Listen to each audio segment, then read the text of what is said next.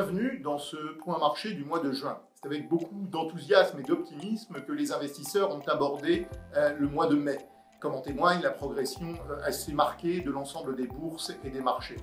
Comment s'explique cet optimisme? Eh bien, cet optimisme s'explique par les bonnes nouvelles qui s'accumulent sur le front de l'épidémie d'abord, deuxièmement parce qu'on observe une fin graduelle de la période de confinement et évidemment en corollaire de cela on aura une reprise graduelle de l'activité économique qui va se matérialiser tout au long du troisième trimestre. Et enfin sur le plan de la politique économique, notamment pour l'Europe, on a eu une initiative franco-allemande très importante, même si elle n'est pas encore actée par les chefs d'État de l'Union européenne. Et c'est une initiative d'un plan de relance de 750 milliards d'euros qui vise à permettre des dépenses de transfert pour stabiliser les économies les plus fragilisées par la crise. Et bien, ce cocktail de bonnes nouvelles a, semble-t-il, incité les investisseurs à se repositionner sur les actifs risqués.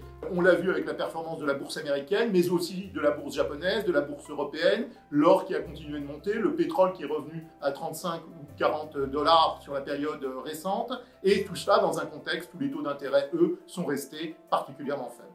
Alors, est-il raisonnable de continuer de voir les bourses progresser de la sorte? Notre sentiment, c'est qu'il y a quand même une déconnexion entre la conjoncture économique et la réalité des marchés. La conjoncture économique va, de notre point de vue, rester assez faible en fin d'année ou en début d'année prochaine.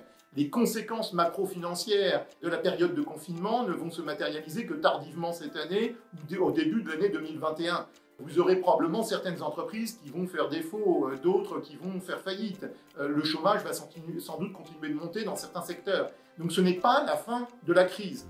Et c'est bien la raison pour laquelle les gouvernements et les banques centrales continuent de multiplier les initiatives de façon à stabiliser la croissance et à ancrer les anticipations d'une reprise de l'activité économique. Mais pour l'heure, les marchés nous semblent anticiper un scénario de reprise en V, c'est-à-dire de reprise très marquée à la fois du côté de l'activité économique et des profits, tandis que nous campons sur un scénario de reprise extrêmement graduelle où on ne retrouvera en zone euro les niveaux d'activité économique d'avant-crise qu'à l'horizon 2022 au plus tôt. Dans ces conditions, il nous semble que la prudence continue de s'imposer.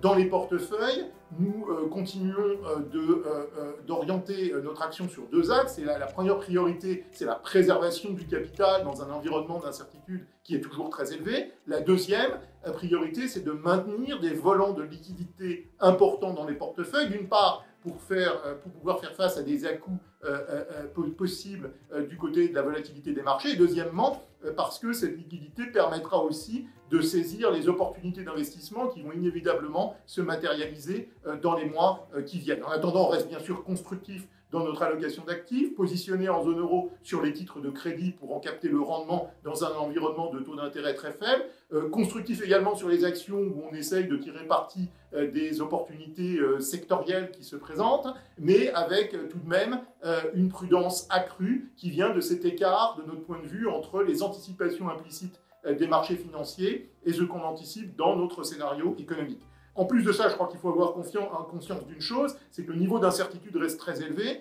La seule façon de purger ce niveau d'incertitude, ce serait vraiment de voir de très bonnes nouvelles sur le front de l'épidémie, c'est-à-dire avec soit des traitements, soit un vaccin. On n'y est pas encore, de sorte qu'il y a toujours cette possibilité d'une deuxième vague plus tard dans l'année. Et qu'est-ce que ça veut dire sur le plan économique? Eh bien, c'est que les agents économiques vont probablement vouloir conserver une épargne de précaution. Les chefs d'entreprise vont être extrêmement prudents avant de reprendre leurs projets d'investissement. Et par conséquent, les déceptions conjoncturelles peuvent venir un peu plus tard dans l'année ou en début d'année prochaine. Et c'est bien la raison pour laquelle les gouvernements et les banques centrales continuent de multiplier les initiatives pour stabiliser la conjoncture.